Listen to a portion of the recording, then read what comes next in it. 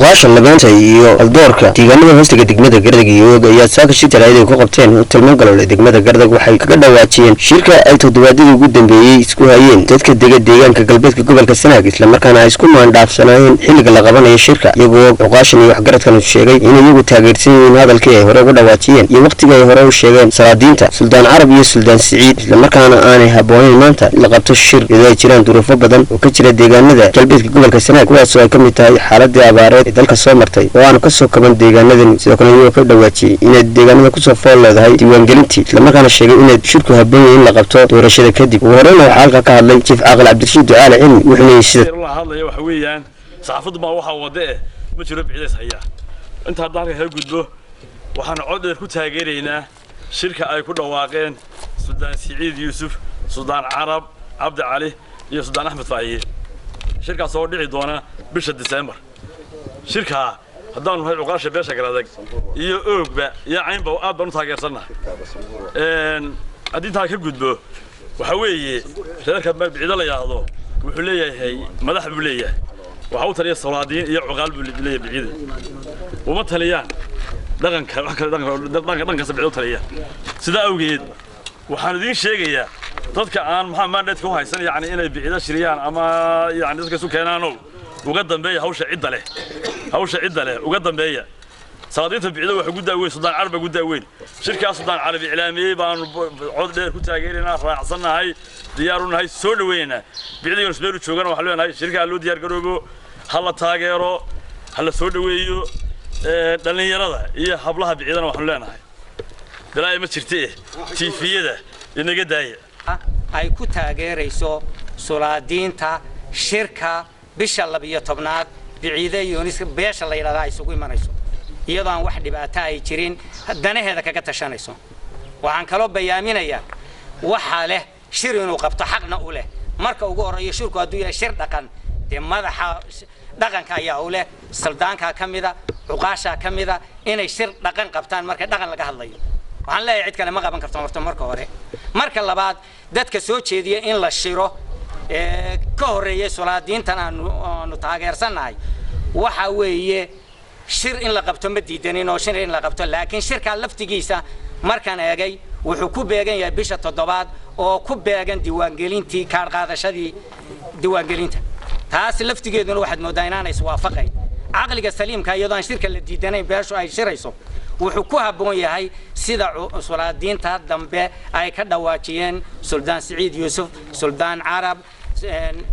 waayeelkii dambe sida ka dhambaasheen bisha 12aad kaas baa uqaad biciida waa shiraya waa ku balay meel joogo baynu shiro shirkiisana raali baa laga yahay shirka cid waliba de waxay leedahay hoggaan madax dhaqameed iyo maamul ay doorteen shirkuna waa caadi waligeedba waa shiri jiray dadkana shirki qaban jiray waa madax dhaqameedka dadka kalena mustanbeed buu yahay salaadiinta iyo uqaasha guurtida kale culimaadiinta wixii ay isla gorfeeyeen muddada ay qaateen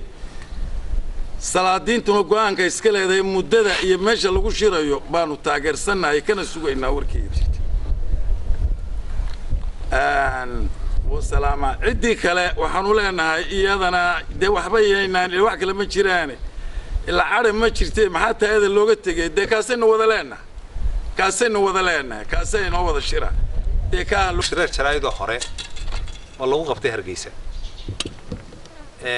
mid kamidana aan wafeynino oo taageerayno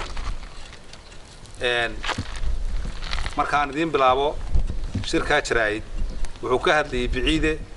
oo shir ku baaqay haddana baaqi daba yimi oo muddadii la kala bedelay horta marka hore aan idin warramay biciide isma hayo xisbi ahaanna isma hayo reer ahaanna isma hayo laakiin waxa uu maanta la isku yar qabtay waa muddadii shirka la qaban lahaa waa bisha iyo waa bisha qura wax walbana waa loo kala gacan dhuudhuuma yahay annagu waxaan u arkaynaa mar hadday muddadii tahay muddada inay qaban karaan salaadiintu kuwada waliba culus ugu waaweyn ama daahaan ugu weyn ama cimri waqti ahaan ugu weyn ilaa wax walba isiyaan leeyihiin ayaanu aragnaa inay waqtiga qaban karaan waqtiga goyn karaan taan meesha waxa ka baxaysa biciida isma hayo reer ahaanna isuma hayo xisbi ahaanna isuma hayo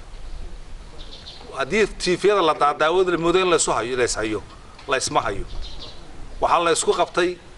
marka hore waxa la isku raacsay in shir la qabsado oo la isu yimaado shirkuna waa danka hadal shirka maxaa lagu qabanayaa ninkii yiraahdaa shuuna kale uu deesii kala waa beesha wax walba ka dayacan yihiin siyaasadda way u shiri karaan dhaqankana way u shiri karaan marxaladda taagan oo abaaro soo kordheen oo xoolaha haystirada xori tageen oo u shiri karaan dhamaan waxa uu shiri karaan haddii shir la sheego shir wuxuu maroodi cadoole haddii col la sheego cad ceed u jeestay hashii cusub waatan dadkii looga dambeyn jiray yacni arrimaha reerka haddaan uga dambaynayn haddaan tooda qaadanayn dee ma dooranin ma calaama saarnin kharashna kagama bixin dadku kala dambaynta waxa qabiilku systemkiisu waa inuu noqdo ka dawladda kale sida dawladdu kala dambaynta u qaadato ciidanka oo kale ayaa qabiilkuna ku habboon yahay inuu kala dambaynta u qaato war ma tahay misama waa uga dambaynaynaa madax dhaqameedada ugu waaweyn taa ay ikhtiraaceen alcaamiyeen sabooreen karteen baan la garanay haddaan nahay beesha biciido weyne wixii cirif weyn ka sokeeya aynabana ka sokeeya eeriya garadaga taasaanu qaadanay yaynaan isku khilaafin walaalayaal qoladii hore soo noqda madax dhaqameedka u soo noqda hore salaadiintii beesha biciide ee ay ka mid ahayeen suldaan carab suldaan siciid yuusuf suldaan axmed faahiye mire marka ugu horeysa shirka waxa loo qabto waa macnada haddaynu shirka hoos ugu degno arrimihiisa iyo siduu u socdo ama shirarku u soo baxaan shirka horta marka hore cid baa maandaydu haysata waxa maandaydu haysata umarada reerka ayaa maandaydu haysata iyaga dadka shirin kara iyaga waqti cayimi kara iyaga jaangoyn kara marka waxaan leeyahay dhalinyarada iyo dadka kale arrimaha ku hawlan aan hawlahooda ahayn aad iyo aad baan ugu faraxsanahay dadka han kale ee wax durasa laakiin qof walibana waxa u fiican tahay in la ixtiraamo oo qof waliba waxa uu xaq u leeyahay loo daayo arrinka waxaan kaga baxayaa hadalka badin maayo waxaan kaga baxayaa qof walba arrinkiisa ha loo daayo laba shir oo ka horreeyay oo kan kii saddexaad yahay labadaas shir waxa ka dhex muuqday khilaaf iyo waqtiyaal kala duwan waxaan u qabanay in mid qura la qaato waqtiyaasha inta ku habboonkeedana la qaato waxaanu aad iyo aad u taageeraynaa oo aanu si cad u sheegaynaa ballanta sulaadiintu ay qabteen si kasta marka loo eego inay sidaa ku habboon tahay isdiidda biciidana aanay ku jirin arrinka la qaadan karaana uu taayahay ciddii darina aanay jirin in biciida bashiro ama danihiisa isweydiiyo taas waa la isku raacsan yahay sida cuqaasha u horreysaaba sheegtay laakiin annaguna waxaanu leenahay ha la qaato taa dambe ee sulaadiinta waqti badan baa ku beegan diiwaangelin baa ku beegan waxyaaba fara badan baa soo dhexgelaya jaaniskaasi waxaad moodaysaa in aanu suurtagal ku ahayn ta sulaadiinta ee tooska ha la qaato biciidana arrinkiisa cuqaashan iyo haldoorka iyo waxgaradka iyo labeynta deegaanadan hoostiga degmada garadag iyo og ayaa saaka iyagu shirkadan jaraa'id ay ku qabteen waxay sheegeen inuu shirkan ka madax bannaan yahay siyaasad islamarkaana aanay jirin dana gaaro oo qof leeyahay shirkana ay habboon tahay in la qabto doorashada kadib duruufo badan oo ku gadaaman dadka deegaanada galbeedka gobolka Sanaag waa Madar Sare warbaahinta qaranka Jamhuuriyadda Somaliland Garadag.